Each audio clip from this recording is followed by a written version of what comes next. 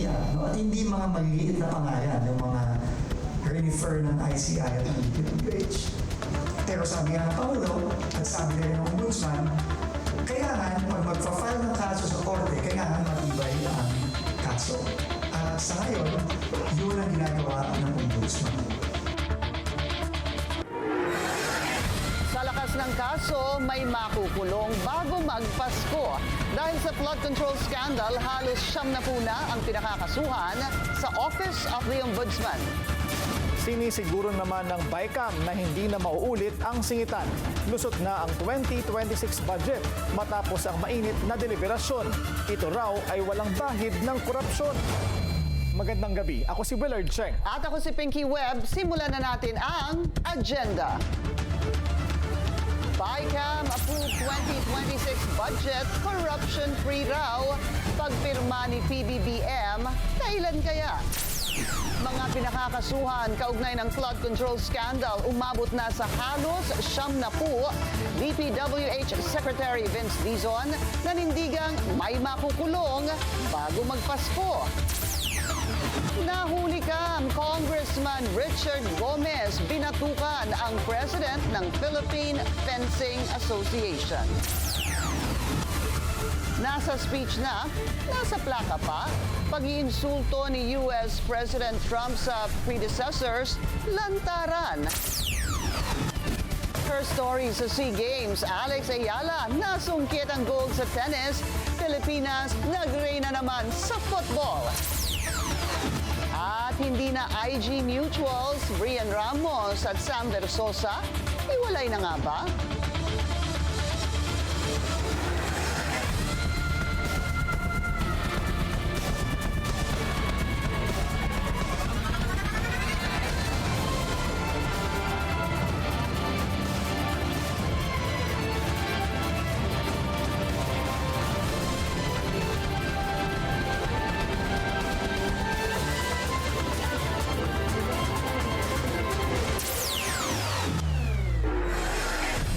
Naantala ng ilang araw, natapos na rin ang budget BICAM pasado alas 2 kaninang madaling araw.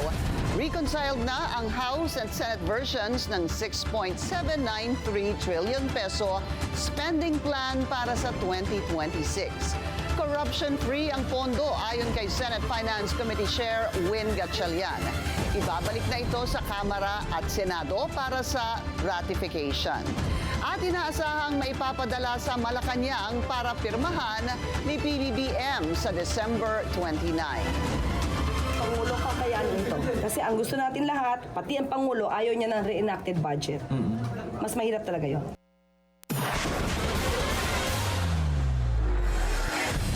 Isa sa mga dahilan ng mainit na talakayan sa BICAM, ang budget ng DPWH. Aprobado na ito sa 529.6 billion pesos. Narito ang agenda report ni Dexter Ganibe ng Abante.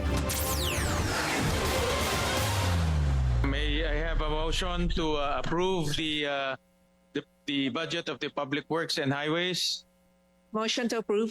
Second. Duly seconded. The budget of the Department of Public Works and Highways is duly approved. Ay, salamat. Napabuntong hininga na lang si Senator Sherwin Gatchalian nang maipasa na sa BICAM ang kontrobersyal na budget ng DPWH madaling araw ng Huwebes. Linggo ng gabi nang unang isalang ang DPWH budget na nagresulta sa deadlock dahil sa hiling ni Secretary Vince Dizon na ma-reconsider ang updated nilang komputasyon sa presyo ng mga construction material. Inabot hanggang kagabi ang pagsasapinal ng BICAM para matiyak na walang overpricing na makalulusot sa DPWH budget. After 2 days po na in-apply to all 10,000 projects, ang savings na nakuha ho natin is 20.7 billion pesos. No? So ito po yung savings na nakuha ho natin from the reduction of overpriced materials. Confident po ako sabihin na wala nang overpriced na materyales sa loob po nitong budget na ito. Mas mababa na ito kumpara sa higit 45 billion pesos na unang tinapyas ng Senado base sa unang komputasyon na isinumiti ng DPWH matapos ipatupad ang across-the-board reduction. ang natipid na 20.7 billion pesos ay hindi na ibabalik sa DPWH at sa halip nirealign ito. 16.5 billion ang napunta sa PhilHealth habang ang nalalabing 4.25 billion pesos ay idinagdag sa disaster response ng NDRRMC. Pero kwestiyon ni Senator Amy Marcos ang malaking reduction sa DPWH budget, lalo na ang para sa mga proyekto na dapat niya ay makatulong para maiwasan ang malalang epekto ng mga kalamidad. Kung ang direksyon ay maglaan ng pondo para sa mga disaster, bakit tinatanggal natin ang preventive maintenance na siya ang unang-unang kailangan sa bawat pangyayari ng kalamidad? Pagtitiyak naman ni Senator Sherwin, kahit inalis ang lahat ng 255 billion na pondo para sa flood control project sa 2026 budget, mayroon pa naman anyang 300 billion pesos na flood control budget na hindi pa nagagastos noong 2024 at ngayong 2025 na maaring gamitin ng DPWH sa susunod na taon. Kahit lumang pondo po, paano tayo nakakasiguro na hindi ito mauuwi sa kurakot, sa overprice, sa substandard na flood control? Kahit may pondo po itong flood control, sa pagkaalam ko, hindi pa ho nila ginagalaw ito dahil nga rini-review nila lahat ng work program, lahat ng feasibility study, may coordination po with the local government units. Nagpasalamat naman si BICAM House Panel Chairperson Mika Swansing sa mga kasamahan para sa maipagmamalaking budget na malinis anya sa anumang korupsyon sa kabila ng mainit na debate bago ito maaprubahan. This is democracy at work. Great minds working together for the common good and to reach an agreement. Dahil sa natapyas na 20.7 billion, abot na lang sa 529.6 billion pesos ang kabuang budget ng DPWH na inaprubahan sa BICAM. Para sa agenda, Dexter Ganibe, Abante! At makakausap po natin ngayon si BICAM member at Parañaque Representative Brian Raymond Yamsuan. Congressman Yamsuan, magandang gabi po sa inyo. Magandang gabi, Pinky, at magandang gabi sa lahat na nanonood sa. Okay, so at least natapos na po yung issue sa DPWH na naging hadlang nga doon sa pagpapatuloy ng BICAM a couple of days ago. Siguro just to summarize that, sir, ang lumalabas po, yung hinihingi ni DPWH Secretary Vince Dizon na 45 billion to restore, magkano po ang na-restore? Bali, ang nangyari, Pinky, binawasan namin siya ng kalahati. Bali, 20 billion yung tinanggal namin kasi nilagay nga ho namin yung budget na yon para sa PhilHealth at saka sa calamity fund natin kasi nakita namin yung importansya na maisoli ito kasi nung nakaraang budget, zero ang PhilHealth. So, nagdagdag pa kami ng additional 16 billion dun sa kanilang nadagdag na ng Senate and House. And ang nangyari, ang total ng PhilHealth ngayon is almost 129.7 billion. That's right, sir. 130 nga, almost 130 billion. Ang lumalabas po kasi maliban dun sa subsidy na ibibigay po sa PhilHealth, meron pong dinagdag nga na 16.5 na galing po sa tinatawag na savings dito sa DPWH na pondo. Ano? So, is it right to say that out of the 45 billion, 25 was restored sa DPWH? Would that be correct, sir? Tama, kasi nilagay namin siya dun sa mga proyekto na kailangan din ng ating mga kababayan at kailangan din natin isaalang-alang yung mga pangailangan ng ating mga kumbaga lugar sa iba't ibang parte ng bansa na kailangan talaga na maisaayos din yung kanilang mga projects. And sinigurado naman ni Secretary Vince Dizon, based dun sa kanyang mandatory workflow, na naglabas din siya ng department order based dun sa kanyang mandatory workflow na sisiguraduhin niya na foolproof at maraming safeguards ang ilalagay natin dun sa ating mga proyekto. At bago ito maipatupad, talagang masinsinan yung gagawin nating pagtingin dun sa lahat ng bagay from the program of work, papunta rin sa ABC, papunta rin sa compliance, at papunta rin sa bidding. Talagang sisiguraduhin na maayos at talagang kumbaga transparent ang gagawin nating sistema. At maglalagay din kami ng mga special provisions dun sa ating batas na sisiguraduhin natin based sa Bicameral Conference Committee report. Sisiguraduhin namin ngayon na gumagawa na kami ng mga special provisions kaya andito pa rin kami sa Kongreso. Nagsasubmit kami ng mga suggestion based dun sa napag-usapan kagabi upang masigurado na yung budget na makukuha ng ating mga kababayan ay talagang mararamdaman nila. Ano-ano pa ho yung mga issue na naging hamon po sa BICAM deliberations? Alam mo, isa sa mga hamon, kung mapapansin mo yung mga diskusyon, nagsimula dun sa mga issue ng bakit ngayon lang pinapasok, bakit ngayon lang nila, kung ganyan kaimportante yung mga programa, bakit ngayon lang nila nilalagay. And tingin ko, it's the process Yung proseso na kailangan natin gawin na importante yung proyekto, sa NEP pa lang, sa budget call pa lang, doon pa lang sa pagbibigay ng mga, kumbaga, ng program of work doon sa mga ahensya, dapat nilalagay nila para mapag-usapan na doon sa committee levels pa lang. At hindi na nila, kumbaga, hindi na namin i-discuss sa BICAM. Ang i-discuss na lang namin siguro yung mga fiscal space na available sa amin para madagdagan pa yung mga programang inilahad na nila doon sa kanilang mga budget sa kanilang Kasi meron pong kanya-kanyang mga budget hearings on different agencies obviously in both the House and the Senate. Kaya nangyari po yung medyo nagalit po si Senator Loren Legarda nung nagtanong po si Congressman Rufus Rodriguez bakit walang pondo yung parang sa railway, ano? I think he was hoping that phase 2 of a particular railway should have been funded. To which Senator Loren Legarda was saying, bakit ngayon? Bakit ngayong nagtatanong? Dapat nandun na yun sa NEP. It's exactly what you're saying, Congressman.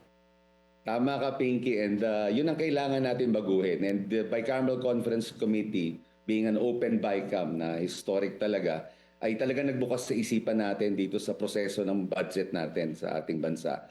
And tingin ko, ito na yung kailangan natin baguhin. And the next BICAM, I think, will be better, smoother, and more transparent to the people. At ang importante rito, Pinky, alam mo, kaduluduluhan ng lahat ng ginagawa namin dito. Ang importante dito ang execution. Yung nilahad na namin, nilagay na namin ang lahat ng sapat na pondo para sa ating bayan. Ang kailangan lang maramdaman talaga ng tao. Yun ang kailangan natin maintindihan dito, that lahat ng ginagawa natin sa PhilHealth, naglagay tayo ng 129 billion.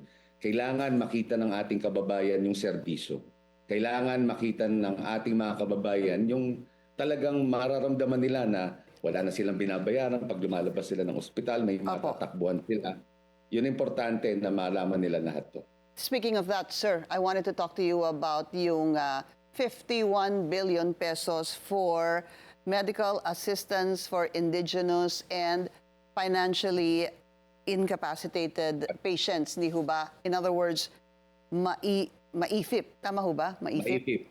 Tama. Okay, 51 billion pesos pero marami pong ilang mga grupo na hindi sang-ayon dito dahil ang sinasabi, bakit kailangan pa? Kasi dalawa po sa aking pagsusuri, dalawang paraan po para maka-avail ng MAIFIP. Maraming kababayan po natin ang really look forward to this. Hindi naman look forward, rather hope to get some money through this. Number one, yung unang step ay pupunta ka sa isang MAIFIP na coordinator, tapos meron pong social worker na mag-check. Pagkatapos kapag eligible ka, ay bibigyan ka po ng requirements para po ikay makakuha ng pera dito po sa MAIFIP na ang presyo nga po is 51 billion pesos. Ito na po tayo doon sa pangalawang parte kung saan kailangan pong humingi ng guarantee letters ang mga pasyente sa mga mambabatas na katulad po ninyo. Ano ho ba ang naging posisyon nyo dito? Alam mo, importante muna na mailagay natin yung mekanismo habang hindi pa tayo solid dun sa ating Universal Healthcare Program. Kung titignan mo, yung pagkukulang din ng PhilHealth dun sa kanilang impormasyon para magbigay sa atin ng mga kababayan ng sapat na impormasyon upang malaman kung ano ba ang pwedeng benepisyo na makukuha nila, ito ay ginagamit nating mekanismo upang matulungan yung mga kababayan natin na hindi maka-avail dun sa mga libreng assistance, medical assistance para sa atin. And itong MAIFIP, para siyang mechanism na bridge program dun sa ating mga kababayan na hindi, kumbaga, hindi matouch yung mga benefits dun sa PhilHealth. And itong pagbibigay naman namin, hindi naman namin hawak yung pondo, honestly. Kung pinag-uusapan natin yung political patronage, alam mo, importante rin yung mga representante. Kasi hindi lang naman kami representante na gumagawa ng batas, kundi representante din kami ng mga constituents namin sa lugar namin. At saan ba unang lumalapit yung mga walang malapitan? Doon din sa mga lingkod bayan nila sa mga lugar nila. Sa mga, nagsisimula yan from the barangay, sa konsehal, sa mayor, sa vice mayor, sa kongresista, at kami yung nagpa-facilitate ng mga pangangailangan nila.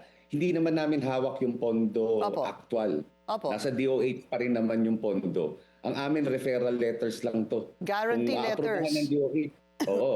Guarantee letters or referral letters. Pag binigyan namin sila ng sulat at aprubahan ng DOH, mapopondohan, mababawasan yung billing nila.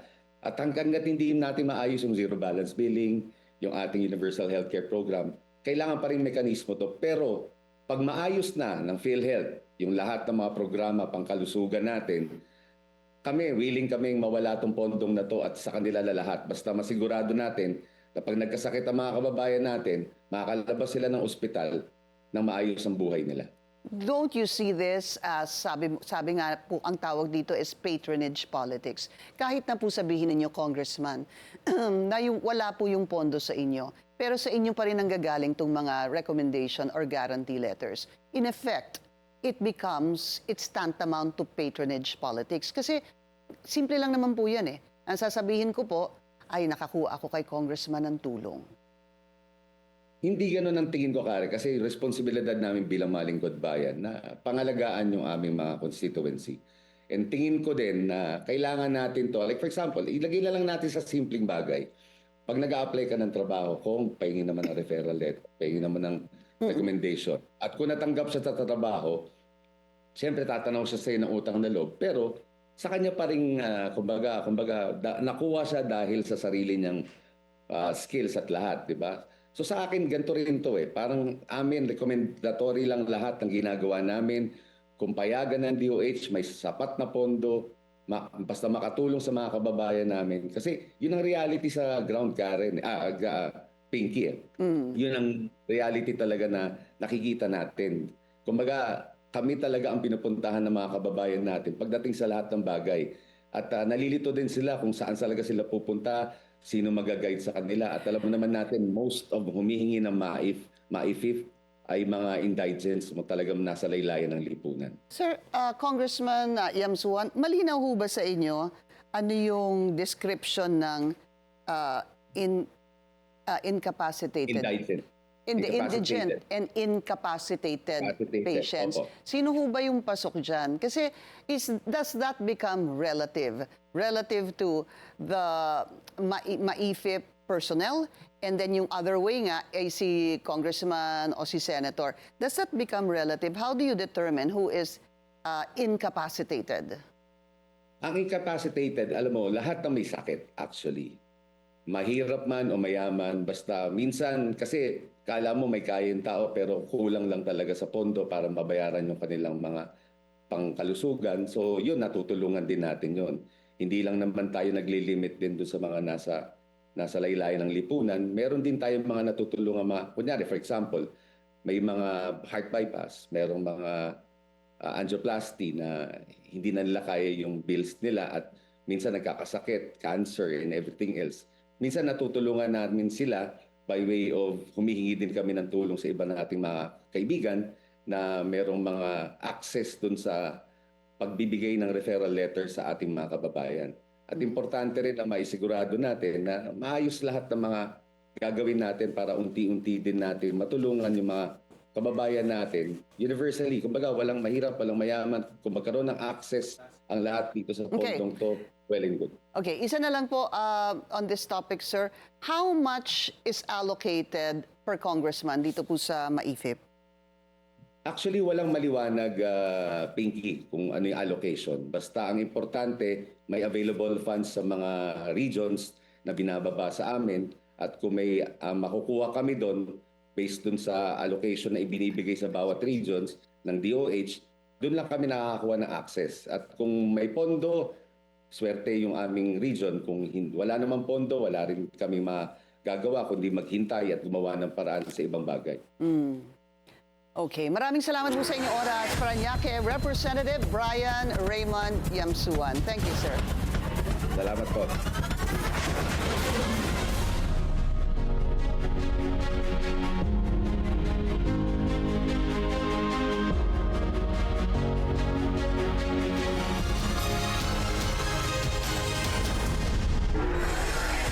may makukulong bago magpasko dahil sa flood control scandal. Yan ang muling sinisiguro ni DPWH Secretary Vince Dizon. Dose-dosena na kasi ang pinakakasuhan sa ombudsman, kabilang ang mga malalaking pangalan. Ang detalye sa agenda report ni Ryan Reloban ng Abante.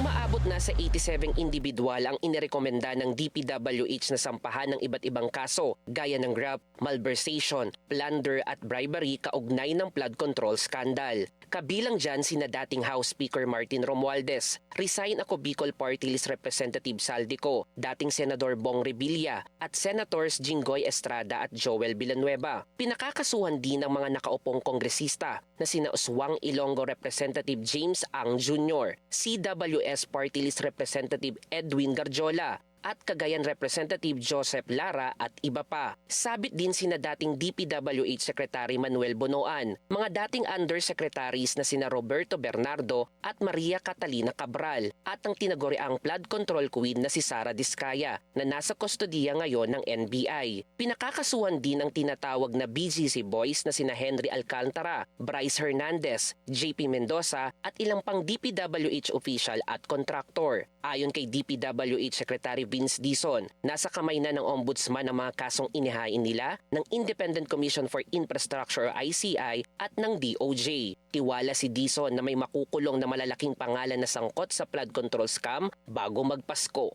Hindi kaunti yan, no? At hindi mga maliliit na pangalan ng mga refer ng ICI at ng DPWH.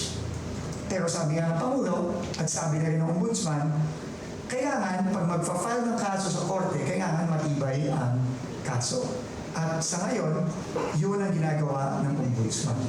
No, kumakalat pa siya ng dagdag na ebidensya, katulong ng ICI, katulong ng DPWH, katulong ng DOJ, katulong ng NBI, para pag-file sa korte, siguraduhin malakas ang kaso.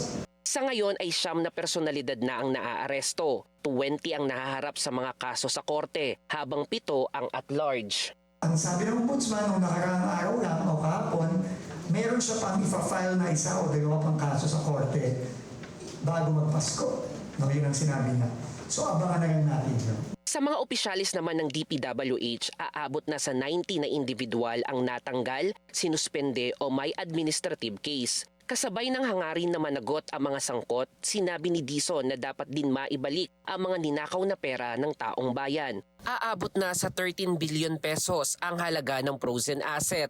Kabilang na ang 4,679 na bank account, 283 insurance policies at 8 air assets. Kasama rin ang 225 na motor vehicles, 178 na real properties, 60 na e-wallet accounts at 3 securities account. Inanunsyo rin ni Dizon na magsasagawa ang DPWH ng massive recruitment sa mga universidad at paaralan sa buong bansa para sa mahigit 2,000 na job position bilang accountant at engineer simula sa unang buwan ng 2026. Para sa agenda, Ryan Reloban, Abante. Umalma ang kampo ni Congressman Martin Romualdez sa rekomendasyon ng DPWH. Hindi raw ibig sabihin ito na guilty ang dating House Speaker. Iba rin daw ang posisyon ng ICI. It is not true that the ICI has recommended to the Ombudsman that former Speaker Ferdinand Martin G. Romualdez be charged with plunder or other serious crimes related to the flood control of 2025 budget issue. In fact, the ICI made it clear in their referral that it was issued without finding or conclusion of guilt or liability on the part of former Speaker Romualdez. We respect due process and will await the Ombudsman to independently evaluate the submissions based on evidence, not press conference soundbites. hindi pa rin umuwi ng bansa si former DPWH Secretary Manuel Bonoan. Ayon sa Bureau of Immigration, wala pa itong record na nakabalik na si Bonoan mula Estados Unidos, kung saan sinamahan daw niya ang kanyang asawa para sa isang medical procedure. November 11 nang umalis si Bonoan, nakasama sa immigration watch list dahil sa pagkakasampot niya sa flood control scandal. December 17 dapat ang kanyang uwi. Pinaiimbestigahan sa ombudsman ang presidente ng Manila SK Federation matapos ang kanilang umanong leadership training sa Thailand. Una na itong binatikos ng publiko dahil kuha sa larawan ang kanilang pagbisita sa ilang tourist spots. Narito ang exclusive agenda report ni Joan Manalo. Humaharap sa isang reklamo ang Manila Sangguniang Kabataan Federation at ang pangulo nitong si Juliana Ray Ibay. Ilang buwan matapos maganap ang naging kontrobersyal na SK activity nila sa Bangkok, Thailand. Nakakuha ang Billionaire News Channel ng kopya ng reklamong inihain sa Office of the Ombudsman noong October 27, kung saan pinaiimbestigahan ang umano'y technical malversation at graft violation na isinagawa ni Ibay at ng Manila SK. Sa 31-page na reklamong inihain ng isang anonymous complainant, nakasaad na pinilit umano ni Ibay na nakaupo rin bilang ex-official city councilor ng Maynila ang bawat SK chairman na magbigay ng pondo para sa isang overseas seminar. Otomatiko raw na binawas ang pondo para sa Thailand activity mula sa SK funds ng bawat barangay sa Maynila at ginamit ito para sa flight, hotel at allowance ng mga nakilahok. 667 sa 896 na SK leaders ang nakilahok sa aktibidad at ang gasto sa bawat isa ay nagkakahalaga raw ng 44,000 pesos. 39.4 million pesos worth of public funds naman daw ang kinolekta para gamiting panggasto sa nasabing seminar at nakatanggap ng 6,000 pesos na daily allowance ang bawat isang nakilahok dito. Dagdag pa ng complainant, hindi dumaan sa tamang bidding process ang nasabing aktibidad at wala rin PhilJobs accreditation ang travel agency na kinontrata para sa event. Nakasaad din sa reklamo na konektado umano sa nakontratang travel agency ang panganay na kapatid ni Ibay base sa kwento ng SK members na di sumali sa seminar. Pinili ng complainant na manatiling anonymous due to concerns of potential retaliation at para manatiling ligtas. Noong Setyembre, umani ng batikos ang ngayoy deleted ng post ng Manila SK Federation kung saan ang makikita ang nasa Bangkok, Thailand ang mga miyembro nito. Nagsagawa raw sila ng capacity building at benchmarking activities sa Thailand bilang bahagi ng leadership training na naaayon naman daw sa batas. Depensa rin nila, bagamat voluntary ang pakikilahok sa nasabing programa, explicitly required daw sa ilalim ng SK Reform Act ang pagsasagawa ng mga ganitong klaseng aktibidad. Sinusubukan pang kunin ng Billionaire News Channel ang pahayag ni Ibay kaugnay sa isinampang reklamo sa Ombudsman, pero hindi pa ito tumutugon sa aming mga mensahe. Para sa Agenda, Joan Manalo, Billionaire News Channel.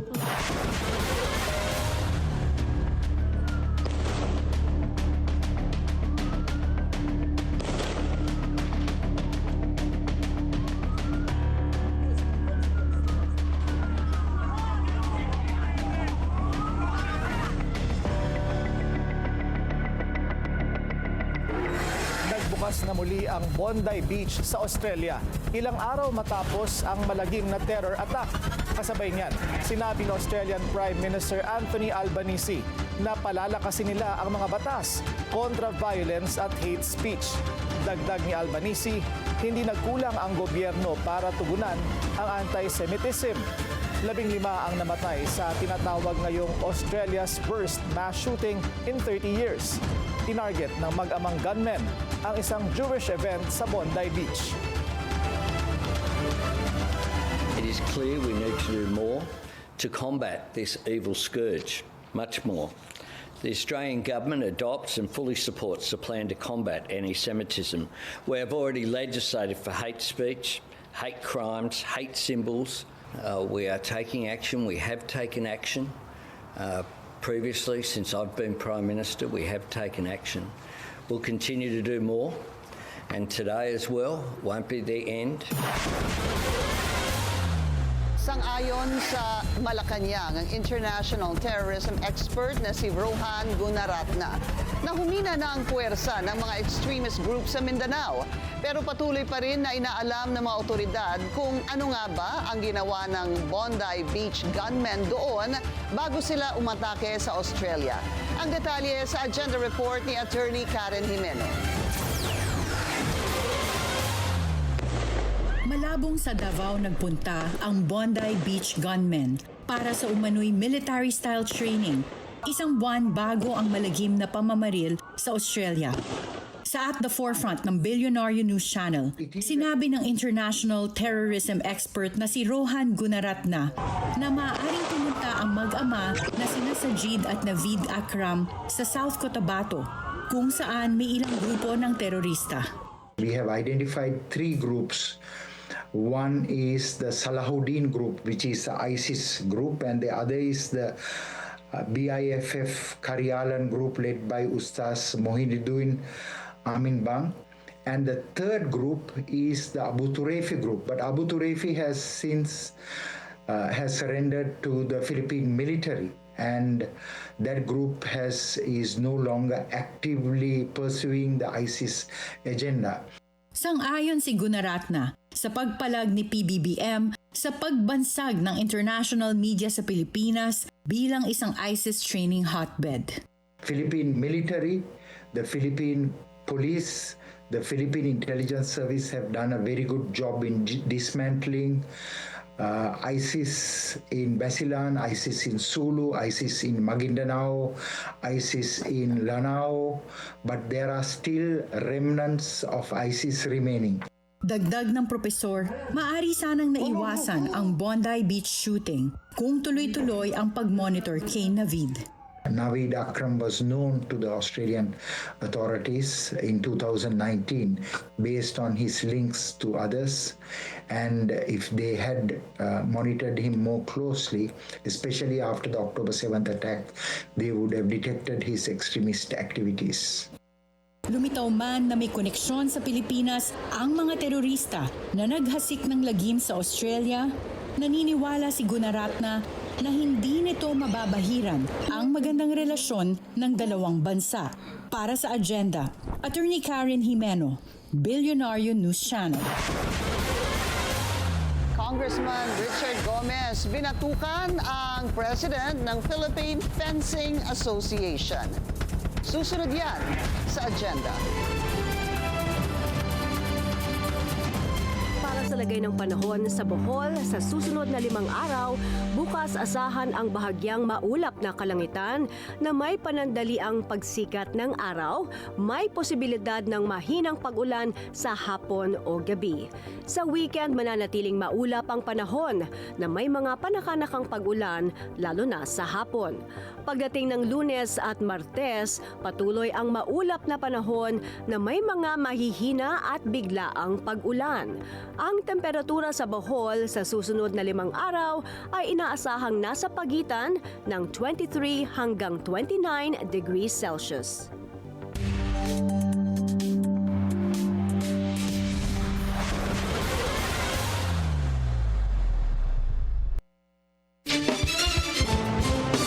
Traffic check muna tayo ngayong Webes sa EDSA Guadalupe. Bumper to bumper ang mga sasakyan sa north and southbound lanes.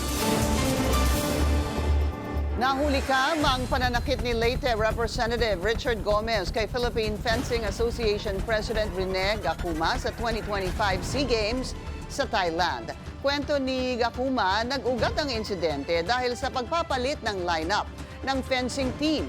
Paliwanag niya, pinalitan si Alex Larazabal dahil na-miss nito ang training at late nakapag-submit ng travel documents. Si Gomez ang Philippine Olympic Committee Vice President at kasalukuyang Director ng PFA kung saan miyembro rin ang kanyang anak na si Juliana. Aprobado na ng LTFRB ang fixed pickup fare para sa ride-hailing services ngayong holiday season. Sa ilalim ng bagong memorandum, babayaran na rin ng pasahero ang biyahe ng driver mula sa lokasyon nito pag tinanggap ang booking, sa halip na mula sa pick-up point lang. pero may fixed rate ito at maximum na ang 5-kilometer radius. Epektibo ang bagong fare scheme mula December 20 sa parehong araw kung kailan din ipatutupad ang pansamantalang surge pricing cap ng hanggang 50%. Tatagal ang price scheme hanggang January 4, 2026. Umarangkada na ang inspeksyon ng mga otoridad ng mga bus terminal bilang paghahanda sa holiday exodus. Ang detalye sa agenda report ni Charmaine Abong ng Abante. Sanib puwersa ang MMDA, DOTR, LTO, LTFRB at PIDEA para mag-inspeksyon ng mga bus terminal sa Cubao, Quezon City. Layunin nito na tiyakin ang kaayusan, kaligtasan at kaginhawaan ng mga pasaherong uuwi sa kani-kanilang mga probinsya ngayong holiday season. Kabilang sa isinagawang hakbang ang random drug testing sa mga bus driver.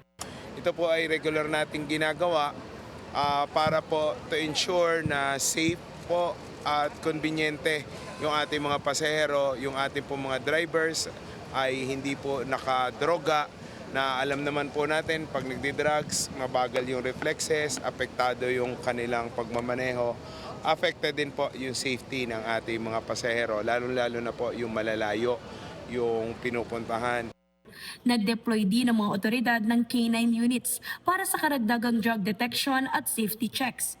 Ayon sa MMDA, bagamat tuloy-tuloy na ang dating ng mga pasahero, inaasahang mas dadami pa ang mga behero ngayong darating na weekend. Kasabay nito, full deployment na rin ang mga traffic personnel sa mga pangunahing lansangan sa Metro Manila.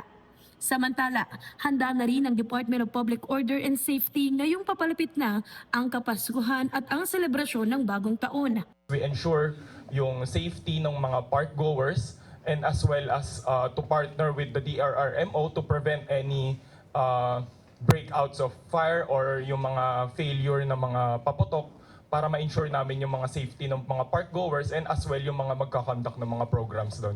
Marami na raw kasi ang nagre-request ng mga fireworks clearance.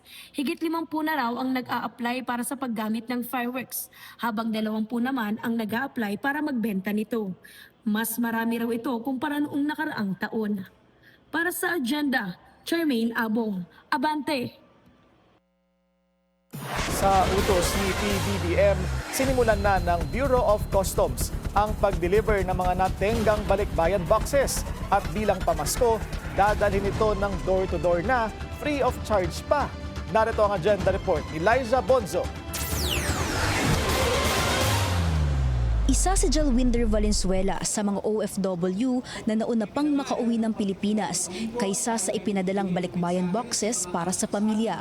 2024 pa raw nang magpadala ito sa Pilipinas at sa wakas, ngayong araw, posibleng mahawakan na niya ang kahon na bunga ng kanyang dugot pawis sa pagkatrabaho bilang salesman sa Saudi. Yes po, sobrang nakakadurog po ng puso, depressed at stress. Yung ibang kasamahan ko po hindi na nakakapagtrabaho, iniisip araw-araw, oras-oras. Ayan, gabi-gabi hindi sila nakakatulog. Dahil siyempre, dugot pawis po ng bawat OFW po ang nilalagay sa balikbayan box na yan para po maibigay po namin dito sa mga kamag-anak namin dito sa Pilipinas. Anya, naglalaman ng tinatayang 50 hanggang 100,000 piso ang halaga ng pasalubong na nasa balikbayan box na sana ay makuha na niya bago magpasko. Sinimulan ngayong araw ng Bureau of Customs ang rollout o pagpapadala ng abandonadong balikbayan boxes na natagpuan sa tinatayang 144 cargo containers sa Manila International Container Port. Out of 144 cargo containers, meron yan laman na minimum of around 54,000 boxes kung malalaki lahat. At kung may kombinasyon ng maliliit na boxes yan, pwedeng umabot yan hanggang 130,000 plus balikbayan boxes. Ayon sa BOC, 2 hanggang 3 buwan lang daw dapat ang hinihintay ng mga recipient bago matanggap ang kanilang balikbayan boxes. Pero sa kaso ng mga abandonadong padala na natanggap ng ahensya, tumatagal ang delivery mula 8 buwan hanggang mahigit 1 taon. Bilang tugon, nanghingi raw ng pondo ang BOC sa pamahalaan para ma-operationalize ang pagpapadala ng mga kahon sa lalong madaling panahon nang walang pababayaran sa mga pamilyang makatatanggap nito. Sa ngayon, we received already a confirmation from the approval of President Bongbong Marcos Jr. To support yung funding for the delivery. So we're waiting for the allocations and of course we have to undergo the procurement of the service provider. So walang cost na to at the part of the families ng mga recipients. So lahat to sasagutin ng gobyerno. Siguro ang estimate namin dito, pinakamatagal na is 30 to 60 days to cover all the boxes nationwide because some of the places are really hard to reach. Pero yung mga low-hanging fruits natin, unahin na natin yan, lalo dito sa Metro Manila, Metro Cebu, I think greater also City of Davao. Ayon sa BOC, tinatanaw na at least 30 million pesos ang magiging pondo ng ahensya para dito. Nagsimula na rin daw ang procurement para sa door-to-door couriers na gustong makatid ng serbisyo. Ang problema lang daw, peak season at nahihirapan ang ahensyang makahanap ng mga pwedeng mag-deliver ng mga kahon sa loob ng isang linggo. Paliwanag ng BOC, hindi ito kasalanan ng ahensya, bagkus ito raw ay pagkukulang ng consolidators at deconsolidators mula sa pribadong sektor, na silang may responsibilidad na maghatid ng mga padala. Subalit, ang utos sa atin ni Pangulong Bongbong Marcos at yun din ang rekomendasyon din naman namin, dapat this time i-demanda natin at hindi na makapagnegosyo yung mga gumawa niyan, regardless kung yan ay sinadya o regardless kung yan ay napabayaan kung ano man dahilan, meron silang obligasyon na makarating sa mga bahay ng OFW sa kamag-anak ng OFW yun. So sa tingin ko may ilan doon sadya kasi umulit. Nakipagtulungan na raw ang BOC sa National Bureau of Investigation para sa mga kumpanyang sasampahan ng kaso ng pamahalaan. Paalala ng BOC sa mga OFW, tignan sa website ng ahensya ang mga service provider na may atraso sa pamahalaan na dapat nang iwasan. Para sa Agenda, Lydia Bonzo, Billionaire News Channel. Wish granted ang mga senador sa nakuhang budget ng PhilHealth for 2026. Sa unang pagkakataon, pinaglaanan ito ng tamang pondo batay sa computation sa syntax law. Narito ang agenda report ni Dexter Ganibe ng Abante. Mas malamig na ang ulo ni Senator Loren Legarda sa BICAM meeting nang maaprobahan ang paglilipat ng 16.5 billion pesos mula sa tinapyas na DPWH budget patungo sa PhilHealth. I think in many years, ngayon lang po mabubuo ang pagpondo sa PhilHealth ayon sa tamang komputasyon sa syntax law. Salamat sa dalawang bicameral panel, lalo na sa ating dalawang napakasipag na chair. Ang nakalagay kasi sa National Expenditure Program ay 53.2 billion pesos lang ang mapupunta sa PhilHealth mula sa koleksyon ng syntax o mga buwis mula sa mga alak at sigarilyo at iba pang produktong may masamang dulot sa kalusugan. Batay sa batas, nasa humigit kumulang 69.7 billion pesos dapat ang share ng PhilHealth mula sa syntax collection para sa susunod na taon. Dahil sa dinagdag na 16.5 billion mula sa tinapyas na 20.7 billion na overpricing sa DPWH, mabubuo na rin ang dapat na para sa PhilHealth. Bukod pa ito sa pinasasoli ng Supreme Court na 60 billion pesos na savings ng PhilHealth na unang binalik sa National Treasury noong 2024. Nandiyan na po yung bayad utang ng DOF na linigayin po ng HGAB ng House. Sila po naglagay ng 60 billion. May kulang pa, pero siguro lahat ng kulang pwede i-compute. Ito yung mga nakaraang taong kulang yung syntax allocation. Pwede yan sa NEP ng 2027. Ikinagalak din ni Senator Pia Cayetano ang naging desisyon ng BICAM para mailipat ang 16.52 billion pesos sa PhilHealth budget para maging buo ang 69.78 billion pesos na siyang isinasaad ng batas. Isa niya itong pananagutan ng gobyerno at mensahe sa taong bayan na maisulong ang karapatan para sa mas mahusay na programang pangkalusugan.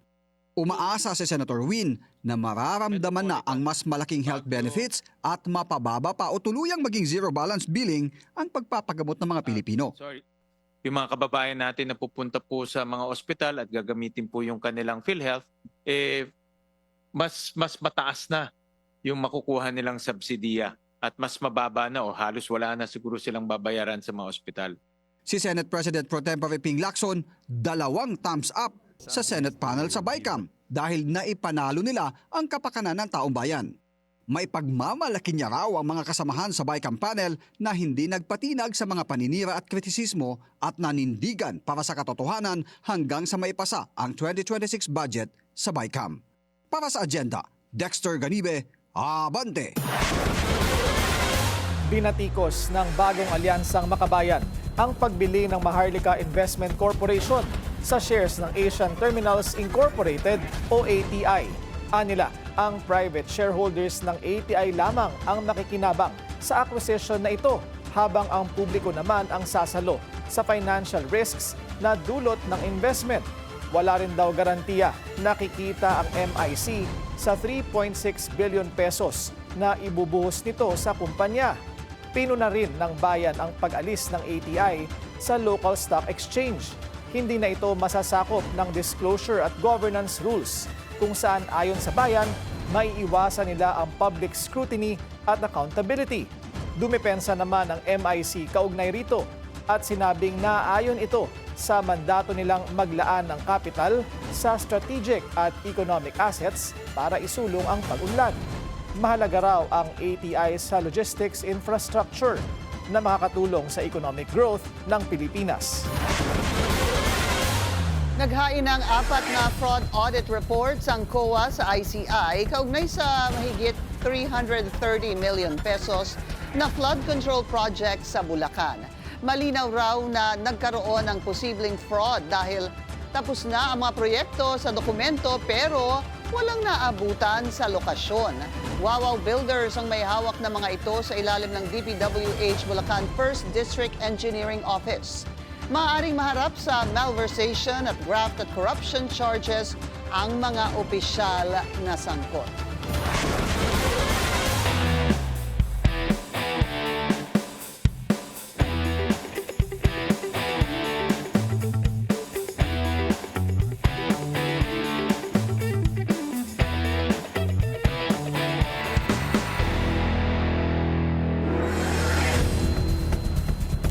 "26 years in the making." Muling gumawa ng Her Story si Alex Ayala, this time sa 33rd Southeast Asian Games. Yan ang agenda report ni Sheila Salaysay, live mula sa Bangkok, Thailand. Sheila, kumusta ang SEA Games campaign ng Team Philippines ngayong araw? Nandito tayo ngayon sa Nini Botor Stadium kung saan napanood natin ang laban ng ating men's basketball team kontra Indonesia. At dahil dyan nagpapatuloy ang makasaysayang paglalakbay ng Team Pilipinas sa 33rd Southeast Asian Games dahil hindi tayo tumitigil sa paghakot ng ginto at nag-iipon ng panalo para sa bansa. Sa Day 9, unang tumindig si Alex Ayala, ang batang tennis sensation ng Pilipinas na muling ipinamalas ang tapang at talino sa court. Sa kanyang matatag na laro, tinapos ni Ayala ang kompetisyon na may gintong medalya. Dinomina si Mananchaya Sawangkao 6-1, 6-2 at ibinahagi ni Alex na ang panalong ito ay personal sa kanya. Looking back at that, I mean, I said, I think this whole week was a very emotional kind of roller coaster. You know, I think just being surrounded by all these athletes, parang ibang feeling talaga na nakapaligid mo yung mga kababayan. So I'm so happy about it.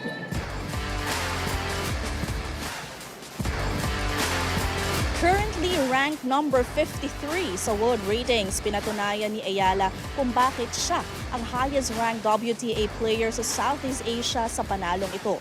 Naging ikatlong Pilipina din si Ayala na nanalo ng gold medal sa nasabing event. Kasunod ni Pia Tamayo na champion noong 1981 Manila Games at Marie Chris Fernandez sa 1999 Brunei edition. Nalampasan din ni Ayala ang kanyang previous best finish na bronze medal noong 2021 sa Vietnam SEA Games. Sa men's basketball, pasok na sa finals ng men's basketball ang Gilas Pilipinas matapos talunin ang Indonesia 71-68. Nakaligtas ang koponan ng Pilipinas sa aggressive rally ng Indonesia sa final quarter kung saan binura nito ang 16-point edge ng Gilas. Sa kabila nito, mananatiling matatag ang Gilas upang makuha ang final seat para sa gold. Babalik aksyon ng Gilas ngayong Biyernes. Target ang 20th gold medal against the winner of the other semis battle between Thailand and Malaysia. Wagi rin ang Gilas Pilipinas women matapos talunin ng defending champion Indonesia 66-55 upang umabante sa gold medal. Bida sina Afril Bernardino at Casey De La Rosa sa panalo para bawiin ang tumalo sa kanila noong 2023 SEA Games na pumigil sa kanilang three-peat aspirations. Sa tagumpay na ito, secured na ng Gilas ang top 2 finish sa current biennial meet. Samantala sa softball, nabawi ng Pilipinas ang titulo nang talunin nito ang defending champion Singapore sa men's softball finals. Ito ang 9th gold ng Pilipinas sa 11 SEA Games campaign. Huling na gold ang Blue Boys noong 2015 SEA Games. Diretso naman na umusad sa gold medal match ang Philippine women's softball team matapos durugin ng host Thailand. Gaganapin ang final sa December 19. Pagdating naman sa medal standings, nasa 6th spot ang Pilipinas, sinusundan ng number 1 country at host Thailand, Indonesia, Vietnam, Singapore at Malaysia. As of 5 p.m., may nalikom na ang Team Philippines sa 39 gold medals, 56 silver medals at 124 bronze medals. Bukas ang penultimate day ng SEA Games kung saan inaasahan na mas magiging emosyonal ang laban ng ating mga atleta. Dahil ilan sa mga ito, paboritong sports ng Pinoy. Kasama na dyan ang basketball at boxing. At yan muna ang mga updates mula dito sa Bangkok. Sheila Salaysay ng POC Media para sa Billionaire News Channel. Willard? Maraming salamat, Sheila Salaysay. Nag-uulat ng live mula sa Bangkok, Thailand. Nick Reiner humarap na sa korte matapos kasuhan ng murder. Susunod yan sa agenda. Para sa lagay ng panahon sa La Union, bukas asahan ang maulap na kalangitan na may panandaliang pagsilip ng araw. Pagsapit ng Sabado at Linggo, muling kakapal ang mga ulap na magdadala ng mga pag-ulan, kaya para sa mga may planong magbakasyon sa La Union ngayong weekend, paghandaan ang maulan na panahon. Sa Lunes, mananatiling maulap ang kalangitan na may posibilidad ng biglaan at mahihinang pag-ulan. Samantala sa Martes, lalo na sa mga may lakad para sa paghahanda sa Pasko, huwag kalimutang magdala ng payong bilang panangga sa ulan. Ang temperatura sa La Union sa loob ng susunod na 5 araw ay inaasahang nasa pagitan ng 22 hanggang 30 degrees Celsius.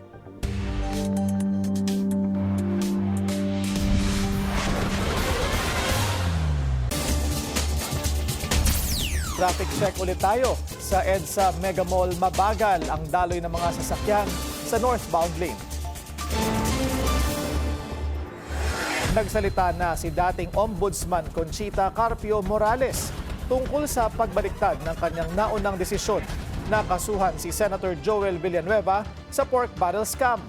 Naharap noon sa administrative at criminal charges si Villanueva dahil sa paglustay umano ng kanyang pork funds. Sa eksklusibong panayam ng ating kasamang si Corina Sanchez Rojas, sinabi ni Morales na hindi pinadaan sa kanya ang motion for reconsideration sa kaso at ito raw ay inupuan ng isang attorney Alan Ramos hanggang sa baliktarin na ni dating Ombudsman Samuel Martires.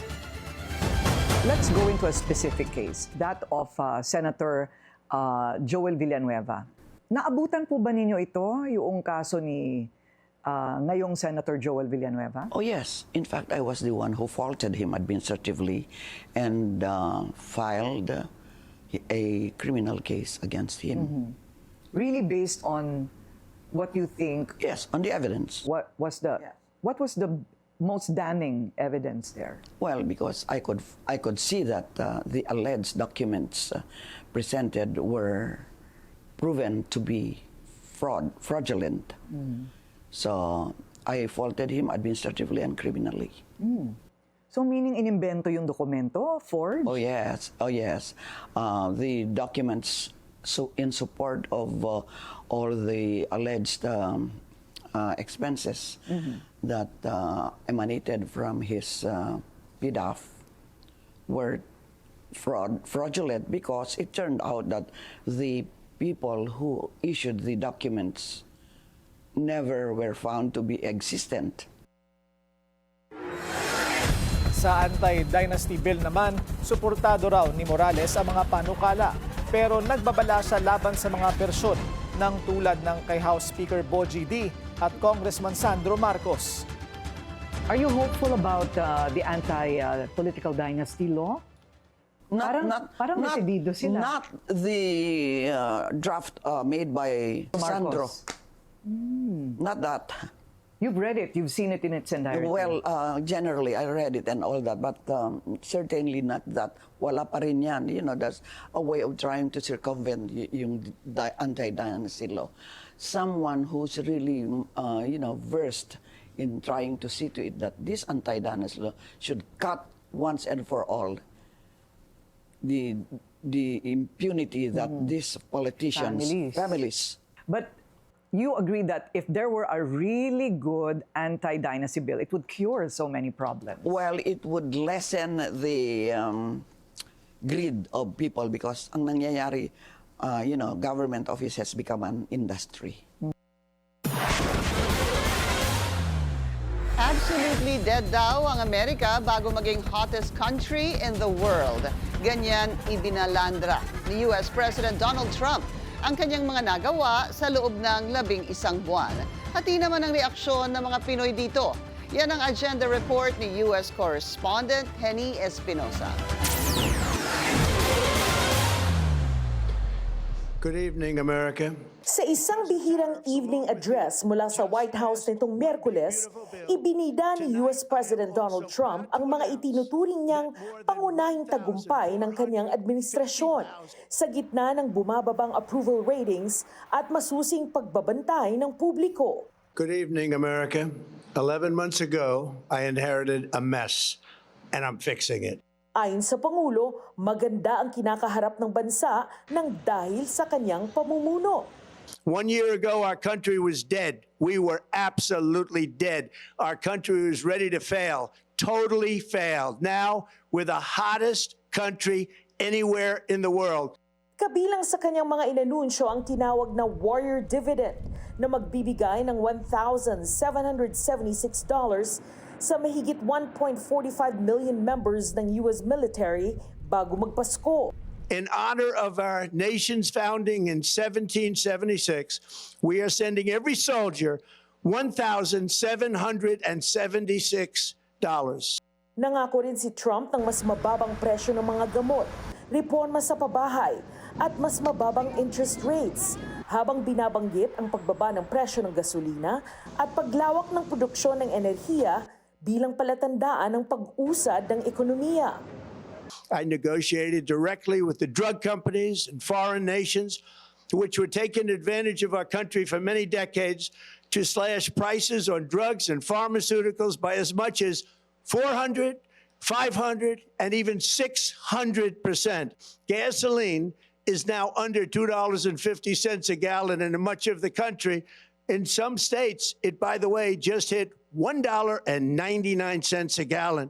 Tinapos ng Pangulo ang kanyang talumpati sa pagsasabing matagumpay ang kanyang administrasyon sa mahahalagang issue. Our border is secure, inflation is stopped, wages are up, prices are down, our nation is strong. Ngunit ipinapakita ng bagong Reuters Ipsos poll na 33% lamang ng mga Amerikano ang sang-ayon sa paghawak ng Pangulo sa ekonomiya. Sa Philam community, iba-iba ang naging reaksyon. May nakausap tayong isang Filipino Democrat at Filipino Republican na nagbigay ng kanilang opinyon sa mensahe ng presidente. Sa usapin ng immigration, sinabi ni Tessie Ginto, isang Filipino-American Democrat, na nagdulot ng matinding takot ang mga pulisiya ng administrasyon. People are living in fear, even legal immigrants or those without crime are deported. America should be land of opportunities. Ngunit ayon kay Rachel Gunther, isang Filipino-American Republican, ang pagpapatupad ng mahigpit na immigration policies ay pangunahing mandato ng mga botante. At aniya, natupad ito ng Pangulo. He's created the most secure border we've had in years. 2.5 million, almost 3 million have self-deported or have been forced deported back to their home countries. Sa ekonomiya naman, naniniwala si Gunther na mas lalakas pa ang epekto ng mga hakbang ng administrasyon sa mga susunod na buwan. He's lowered taxes for most middle class, tariffs. Finally, it's brought manufacturing back. Prices, consumer prices on most kitchen table items have also come down. Ngunit ayon kay Ginto, hindi pa rin ramdam ng maraming working class families ang sinasabing pagbuti ng ekonomiya. Sa totoo lang, nung umupo siya bilang presidente ay hindi maganda. Lahat ng bilihin, mahal. So paano pa tayo mabubuhay? Habang nagpapatuloy ang mga reaksyon sa buong bansa, patuloy ding tinataya ng mga Filipino-American, Demokratiko man o Republican, ang mga pahayag ng Pangulo batay sa sarili nilang karanasan na nagpapakita ng sari-saring pananaw sa loob ng komunidad. Para sa Agenda, Henny Espinosa, Billionaire News Channel, San Francisco.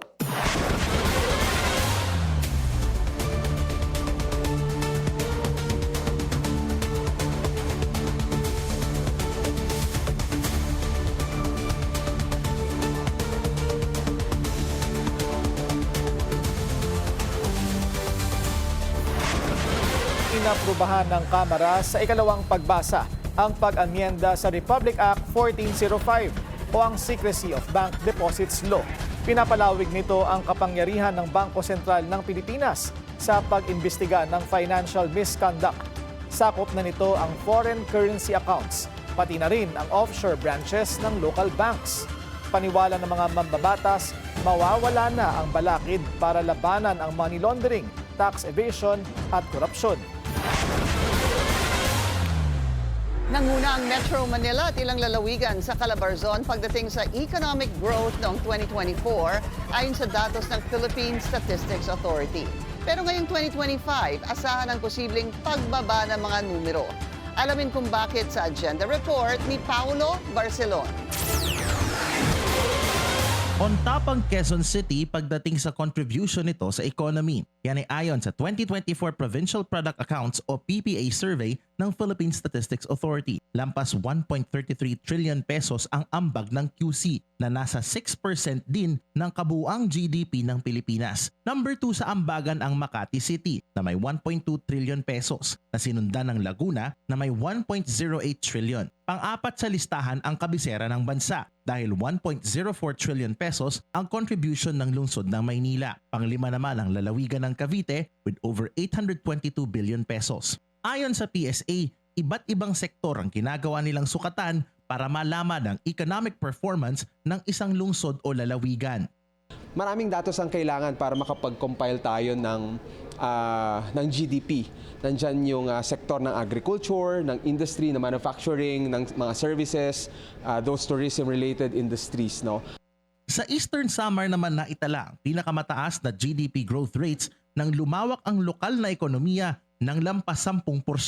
Lampas 9% economic growth naman ang naitala sa Puerto Princesa City sa Palawan at sa mga lalawigan ng Batanes, Dinagat Islands at Bataan. Sa Bukidnon naman naitala ang pinakamalakas na pagsigla ng agriculture sector na sinundan ng Nueva Ecija, Pangasinan, Pampanga at Isabela. Nasa Southern Luzon naman ang top 3 highest growing provinces pagdating sa industriya na pinangungunahan ng Laguna, Cavite at Batangas. Bagamat binabaha, pasok din sa listahan ang Bulacan at Pampanga, lalo't tuloy-tuloy ang development ng malalaking infrastructure at property projects sa nasabing mga lalawigan. Top-notcher din ng QC pagdating sa paglago ng services sector, gaya ng trade, finance, kalakalan, transportasyon, business process outsourcing, edukasyon, turismo at kalusugan na sinundan ng Makati, lungsod ng Maynila, Taguig at Laguna. Ayon sa PSA, kanilang masusing binabantayan ang magiging mga pagbabago sa numero ngayong 2025, lalo't apektado ng mga kalamidad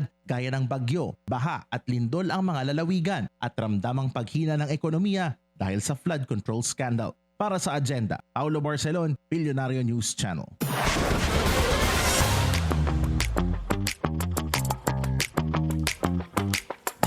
Walang patid na ni-level up pa ni US President Donald Trump ang pag-atake sa kanyang Democratic predecessors. The White House installed new and very subjective plaques along Trump's presidential Walk of Fame. Ang description kay Joe Biden, sleepy daw at by far the worst president in American history. Trump also falsely accuses him of winning the most corrupt election ever. Meanwhile, Barack Obama was described as, quote, one of the most divisive political figures in U.S. history. Hindi naman nakaligtas ang fellow Republican ni Trump na si George W. Bush. His plaque says he started wars in Afghanistan and Iraq, both of which should not have happened. The former presidents have yet to react. Kasabay ng pag-unveil sa mga partisan plaque, inalabas na ang trailer for Amazon's documentary on Melania Trump. The film will follow the First Lady in the 20 days bago ang inauguration ng kanyang asawa noong January. With the tagline, Witness History in the Making, the trailer shows various glimpses of her and Donald Trump. In one scene, tinawag niya ang US President na peacemaker and unifier. Melania will be released in cinemas on January 30th. Hi, Mr. President. Congratulations. Did you watch it? I did not. Yeah, I will see it on the news. Postponed ang arraignment ng arrested screenwriter na si Nick Reiner. His camp requested for the delay during his first court appearance after being charged for the murder of his parents. Kuha ang video na ito ni Nick Reiner sa isang gas station store sa Los Angeles nitong December 14. May dalang red backpack at may suot na baseball cap and jacket. Nick can be seen making his way to the drink section and buying a Gatorade. Maya-maya lang lumabas na ito at dumating na ang pulis. Nick was arrested hours after the bodies of famed filmmaker Rob Reiner and his wife, Michelle, were found in their LA mansion. Nick, who has faced a years-long struggle with drug addiction, is accused of fatally stabbing his own parents. Nitong Wednesday, Nick made his first court appearance on double murder charges, but his lawyer requested to delay the arraignment. This juncture is too early. We've coordinated with counsel from the DA's office, and January 7th, with the court's permission, will be a convenient date for us to come back for potential hearing. Thank you. At this time, I'll take a waiver, speedy arraignment waiver from your client. Thank you. Mr. Reiner, you have a constitutional and statutory right to a speedy arraignment. Your counsel is requesting that your arraignment be continued to January 7, 2026. Do you waive your right to a speedy arraignment so that your arraignment can be heard on January 7, 2026? If convicted, Nick would face life in prison without the possibility of parole or the death penalty. Warner Brothers is sticking with Netflix. Ni-reject nito ang hostile takeover bid ng Paramount amounting to $108.4 billion. Ayon sa Warner Brothers, Paramount had consistently misled shareholders that its $30 per share cash offer was fully guaranteed or backstopped by the Ellison family. Dagdag pa ng company, the offer is inferior to its merger agreement with Netflix. Netflix earlier struck a deal to buy the film and streaming businesses of Warner Brothers Discovery for $72 billion. In other major news that stunned the entertainment world, the Oscars is moving exclusively to YouTube. Sa video platform na ito, mapapanood live and for free starting 2029 to 2033. Ayon sa Academy of Motion Picture Arts and Sciences, YouTube will provide closed captioning and audio tracks in multiple languages to make the show accessible to a global audience. For half a century, sa Disney-owned ABC umeere ang Academy Awards. But ratings for the show have declined in recent years as audiences move to streaming platforms. Rian Ramos at Sam Versosa, hiwalay na nga ba? Susunod yan sa agenda.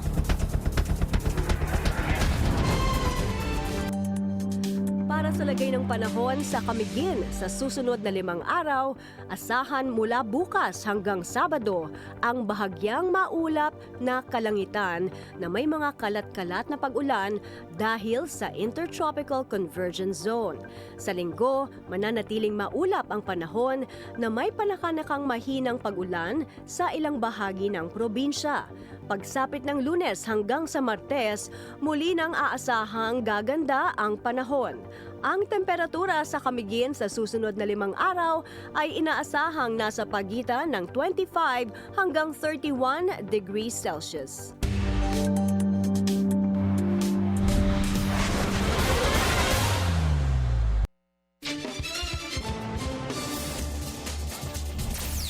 Traffic check ulit tayo ngayong Thursday rush hour. Sa EDSA White Plains, light to moderate ang daloy ng mga sasakyan sa north and southbound lanes. Muling umukit ng kasaysayan ang Philippine Women's Football Team sa global stage. Nasungkit ng Pilipinas ang kauna-unahang ginto sa 33rd SEA Games. Ang historic moment sa agenda report ni Sheila Salaysay.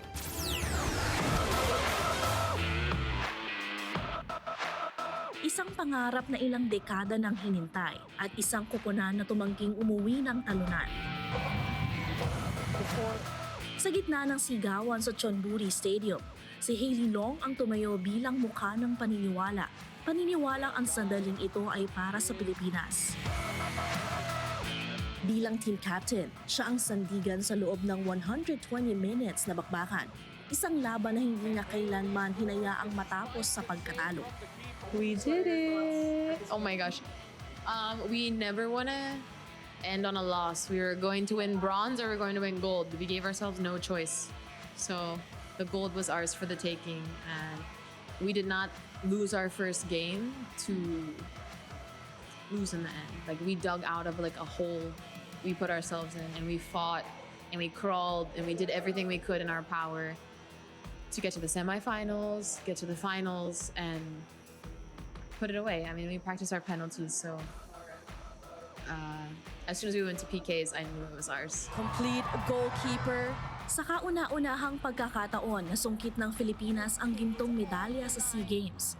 Matapos talunin ng defending champion Vietnam sa isang 6-5 sudden death penalty shootout. Gold for the Filipinas! Emotional. I think the biggest milestone was getting the job first in the Philippines. That was something that I was privileged, proud to take on. This is definitely one of those moments where you definitely feel the excitement, and for me, it's all about the girls. It's all about the time and effort that they put in for our country, and I'm just proud of them and proud of every one of their family members and all our friends and family that are back home in the Philippines as well. I'm just proud of every single one of these girls that has been through these moments. Walang mintis ang unang 5 sipa ng Pilipinas. Sinabayan nito ng Vietnam hanggang sa umabot sa sudden death. Nang maipasok ni Jackie sa wiki ang kanyang tira, napunta ang kapalaran ng laban sa huling bantay ng goal, si Olivia McDaniel. Isang napakahalagang save ang ginawa ni McDaniel laban kay Tran T2, ang nag-iisang mintis sa 12 attempts para tuluyang maselyuhan ang makasaysayang panalo. Sometimes you get a bit frustrated in those PK shootouts because if you go the wrong way or you guess the wrong way, you can get down on yourself. But every single time I went back in, I told myself I'm going to save it. I'm going to get one. And whether it be the first one, whether it was the last one, I was going to get one. Ang tagumpay na ito ay isa na namang milestone para sa Pilipinas. Kasunod ng paglahok nila sa FIFA Women's World Cup 2023. Pagkapanalo sa AFF Women's Championship noong 2022 at ngayon, pagbasag sa matagal na dominasyon ng Vietnam at Thailand sa SEA Games football simula 1985. Fantastic shot. SEA Games was when I started to dream, and it just took me 18 years to get the gold. But I think for me, it's sad that I have to leave the team, but I think I've done everything I can as a player, and I've dreamed a lot for the team. And I've given so much for the team, and I'd want to see them dream for that.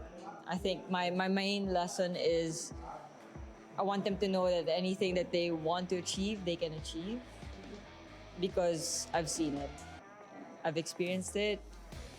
And that's the true heart of a Filipino. I just believe. So I just want them to know that whatever they put their heads and their minds and their hearts into something, it's something that they can achieve. So for little girls and little boys to look forward to something and they can be someone, they can be better than us. And just want them to know that it is possible. The winner gold medal is our jewel, Philippines! Ang panalo ng Pilipinas sa women's football ay naghatid ng makasaysayang gintong medalya sa SEA Games. Isang matinding pagtatapos na sumasalamin sa kanilang pag-angat at lakas sa rehiyon. Para sa agenda, Sheila Salaysay ng POC Media para sa Billionaire News Channel. Kobe Bryant fans, ihanda na ang budget sa pagmain. Isusubasta ang game-worn Grinch-themed Nike sneakers ng late basketball superstar. May autograph ni Bryant ang sapatos na sinuot niya sa Christmas game ng Lakers kontra Miami Heat noong 2010. Ayon sa Jupiter Auction House, posibleng mabenta ang sneakers ng higit $10 million. Bago ang auction, nakadisplay muna ang mga ito hanggang bukas sa Canon Collectibles sa Beverly Hills, California. I think what's really important to note is that game became one of the most famous kind of sneaker moments in history. It's really hard to put a number on something that has had such an important part in history. You know, these shoes have transcended sports collectibles to become items of current cultural property. Damang-dama ang Pasko at bayanihan ng mga Pinoy sa San Francisco bilang bahagi ng kanilang Christmas celebration.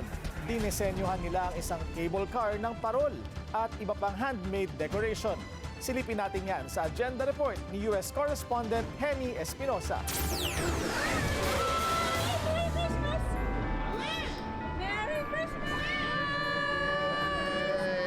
Sa ikatlong magkakasunod na taon, muling ginawang tampok ng Filipino-American community sa San Francisco ang isa sa mga pinaka-iconic na cable car bilang isang gumagalaw na pagdiriwang ng Paskong Pinoy.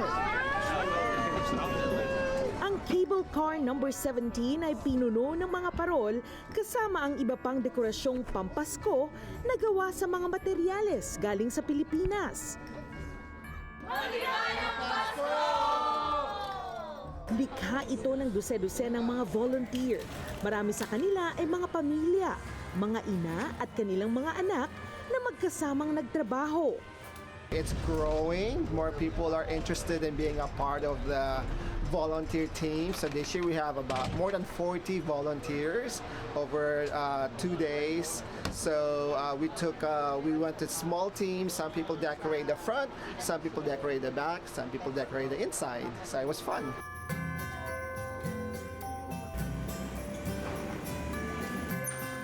Bukod sa naging bonding moment ito para sa mga pamilya, paraan din ito para maipamana ng mga magulang ang kulturang Pinoy sa susunod na henerasyon. Full force ang pagtulong ng pamilyang Jomok. Si Alf Jomok, isang Filipino-American cable car driver, ang nagmaneho ng cable car sa araw na inilunsad ito sa publiko, habang ang kanyang asawa at anak ay kabilang sa mga volunteers na nag-decorate. It's truly an honor to operate the car this time around. You know, if it wasn't for my family to set this up, it's a true and wonderful blessing. It just feels good to do it for the community and also for the culture. So, and I also wanted to have the experience with my daughter. Just being together, you know, like it's the holiday season and just promoting togetherness because that's what Filipinos are all about as well. Nakiisa rin sa selebrasyon ang mga community leader at mga opisyal mula sa Philippine Consulate na sumama sa mga volunteers sa unang biyahe ng Paskong Pinoy Cable Car. We're happy that the Filipino community here are very active in embracing our culture and sharing it with everyone. Nakatatak din ang cable car number 17 para sa Filipino-American community dahil sa loob nito ay may plaque bilang parangal kay Reynaldo Morante, isang Filipino cable car driver na nasawi sa isang trahedyang banggaan habang nasa serbisyo noong 2015.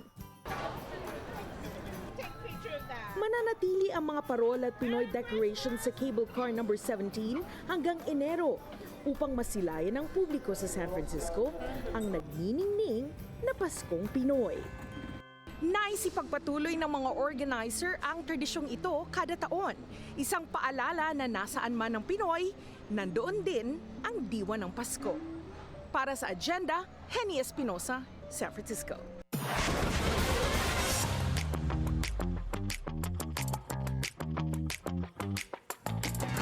Breakup rumors are again hounding Rian Ramos and Sam Versosa. Napansin kasi ng netizens na hindi na nila fina-follow ang isa't isa sa Instagram. But hindi man IG mutuals, they haven't deleted their post about each other. 2022 nang na-reveal ang relationship ng aktres at controversial businessman turned politician. Noong 2023, Rian confirmed na they did split for a while, but they have since rekindled. And in recent interviews, Rian and Sam openly talked about getting married. Benjamin Alves takes to social media to air his frustration sa justice system ng bansa. Kasunod ito ng viral road rage incident sa Antipolo City where a pickup driver was seen cursing and hurting a man na nagkakariton.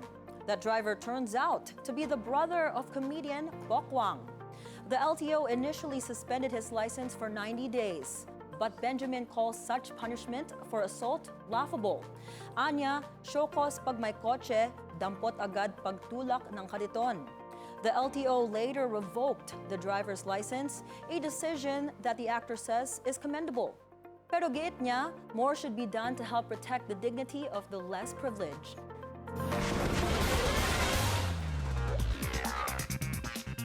Nakita mo ba yung video na yun? Hindi, mga screenshots na lang yung nakita ko. I and couldn't then yung watch it. kwento na lang. Oo. Dapat kasi meron talagang, well, you know, hirap kasi dito talaga road rage is, it happens a lot. Sa kasamaang palad, minsan, meron pang namamatay because of that. That's why they're saying if you're in a situation like that, huwag ka na lang pumalag, huwag ka na sumagot because it's not worth your life. Especially now with Christmas traffic, grabe, you really need extra patience. And I'm sure ang dami pang nangyayaring ganyan. Buti na lang, quote-unquote, na videohan. Yeah. Pero paano kung hindi, di ba, ang daming nakakalusot na ganyan. Totoo. Power tripping drivers. Yung iba may dala pang baril. Di ba? Oo. Kaya dapat mag-ingat talaga. Lalo na, go ahead. please. No, I was just thinking about it because the story you were saying that sabi nga ano yan, just a slap on the wrist doon sa driver. Nakapatid nga ni Bokwang, no? And then ni-revoke na pala yung lisensya. Yun pala yung bago doon. And true naman kasi if they just suspended for 90 days, more people will still do it. Kasi 90 days lang, pero at least they revoked it. Yeah. But that's because people spoke up. Oo. Dapat yata requirement na rin sa driver's license, psychiatric test eh. Actually. Oo. Di ba, hindi lang yung wee-wee test. Na alam naman natin, ang dali-daling dayain, Oo. di ba? Ang psychiatric, nadadaya rin ba? Nadadaya rin nila. Ayan ang hindi ko alam. Baka mahirap. Oo. Kung unless of course you corrupt the one taking it. Yeah. Roy, hi. Kamusta? Time's up Oo na. nga pala. Okay. Willard naman kasi. O yun, kulang lahat dahil 7 days to go before Christmas. Yan ang ating agenda ngayong gabi. Ako si Willard Cheng. Ako naman po si Monique Tuzon. At ako si Pinky Webb. Sa bawat issue may anggulo at ang balita may agenda.